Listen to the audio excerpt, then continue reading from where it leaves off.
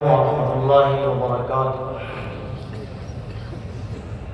بسم اللہ الرحمن الرحیم، نحمدہ ونصلی علی رسولہ الکریم۔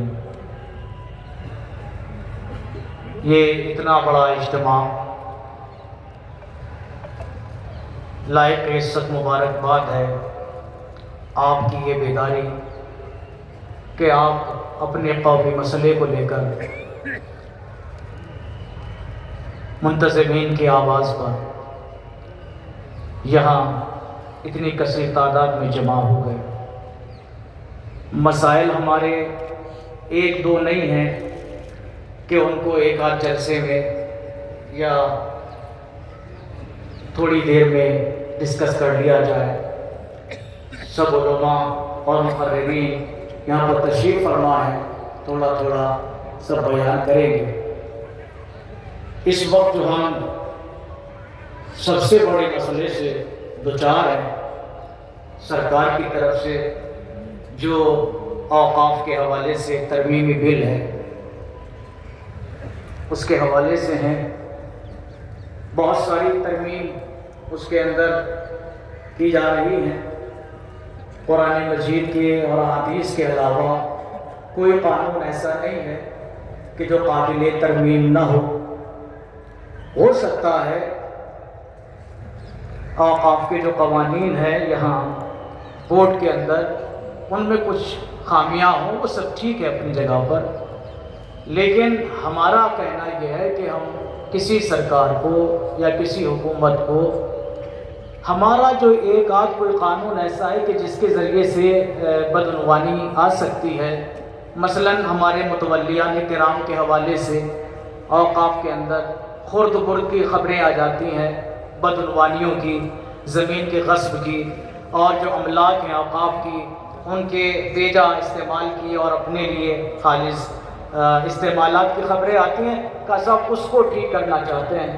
تو ہمارا کہنا یہ ہے کہ یہ آپ انگلی پکڑ کے پھر آپ دامن نہ پکڑیے گا، دامن پکڑ کے پھر آپ سر پہ نہ چڑھیے گا۔ مسئلہ یہ ہے کہ یہ دو چار جو اس طرح کی خامیاں ہیں ان کو بہانہ بنا کر جو اصل وقت کا قانون ہے شریعت کا وہ ہم سے چھینا جانا ان لوگوں کی نیتوں میں ہے، اور یہ جو اوقاف کی اتنی ملکیتیں ہیں اصل میں ان کے اوپر نظر بد لگی ہوئی ہے، وہ ان کی نظروں میں کھٹک رہی ہے۔ اگر ہم آج بیدار نہ ہوئے تو پھر ہمارے ہاتھ سے ہماری یہ املاک چلی جائیں گی۔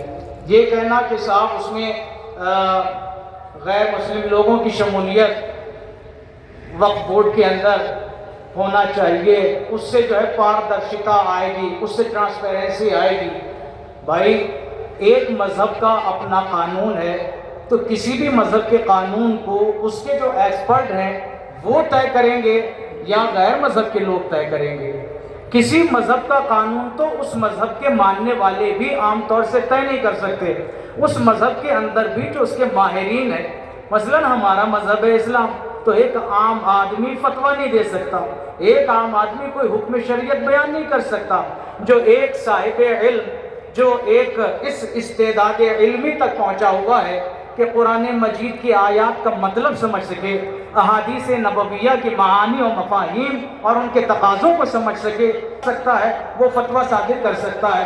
ہر مذہب کے اندر یہی ہے، تو پھر ہمیں یہ بات کہنا ہے کہ جب اندر اس کا ہر شخص جو ہے اس دین کے مطابق ایک فتویٰ نہیں دے سکتا ہے، کوئی حکم نہیں یا کوئی قانون نہیں بیان کر سکتا، تو دوسرے مذہب والے اس کے اندر عمل دخل کر سکتے ہیں۔ تو عزیزان گرامی، مسئلہ یہ ہے کہ حکومت کی نیت صاف، ساری نیت، اس کا سارا ارادہ ہماری املاک کو غصب کرنا ہے۔ آپ کو پھر ایک بار مبارکباد دیتا ہوں کہ آپ اس قدر بیدار ہیں، اس بیداری کو جاری رکھیے گا۔ آپ خوش نصیب ہیں کہ ایسے علماء کی آپ کو نمائندگی ملی ہے، رہبری ملی ہے، اور وہ قوم ہمیشہ کامیاب رہی ہے کہ جس نے اپنے علماء کی پیروی کی ہے۔ آپ نے اس کا آج جیتا جاگتا ثبوت دیا ہے کہ آپ بیدار ہیں کہ علماء کی آواز پہ آئے ہیں. سیاسی رہبران بھی ضروری ہیں مگر آنکھ بند کر کے اسلام کے نام پر کسی سیاسی رہبر کے پیچھے نہ جائیے، اس لیے کہ سیاسی رہبر اپنی کرسی کے لیے دین کو بھی بیچ سکتا ہے کبھی، اور کبھی کسی اور مسئلے کو، قانون کو بدل بھی سکتا ہے. لیکن جب تک آپ علماء کے ساتھ رہیں گے آپ انشاءاللہ اپنے دین کو محفوظ پائیں گے، اپنی شریعت کے قانون کو محفوظ پائیں گے. بس وقت جتنا مجھے دیا گیا تھا بہت، اس سے زیادہ میں نے 1-2 منٹ لے لیے ہیں. بس آدھی منٹ کے لیے منتظمین سے اجازت کے ساتھ ایک بات اور کہنا چاہوں گا. ہمارے یہاں اس چیز کی طرف ذرا متوجہ رہیے گا کہ کتنی مرتبہ گورنمنٹ کی ایک پالیسی ہے کہ ہمارے جو مقدس الفاظ ہیں ان کے حسن کو عیب بنا کے پیش کیا جاتا ہے، جس سے بعض مرتبہ جب ان کے وہ الفاظ اس طرح مشہور ہو جاتے ہیں عیب بن کر تو ہم ذرا شرمانے لگتے ہیں. مثلا 2 لفظ آپ کو بتاتا ہوں جن کے تحفظ کے حوالے سے آج گفتگو ہو رہی ہے. ایک لفظ جہاد ہے، اتنا پاکیزہ لفظ. ایک لفظ شریعہ ہے جو ہمارا قانون ہے، کتنا مقدس لفظ ہے، مگر گورنمنٹ نے ایک پالیسی کے تحت اس لفظ جہاد کو بدنام کرنا چاہا، اس کو عیبدار بنانا چاہا. لفظ شریعہ کو جو ہے وہ کنسٹیٹیوشن کے مقابلے میں لا کے اس کی اہمیت کو کم کرنا چاہا. کہنا بہت کچھ تھا مگر وقت بہت کم ہے. بس اس بات کو ختم کر رہا ہوں کہ اپنے جو مقدس آپ کے الفاظ ہیں، آپ کے جو اصطلاحات ہیں، کوئی بھی بدنام کر کے، کوئی ان کو کتنا بھی باعیب یا عیبدار بنا کے آپ کے سامنے پیش کرے، آپ کو کبھی اپنے مقدسات کی طرف سے شرمندہ ہونے کی ضرورت نہیں ہے.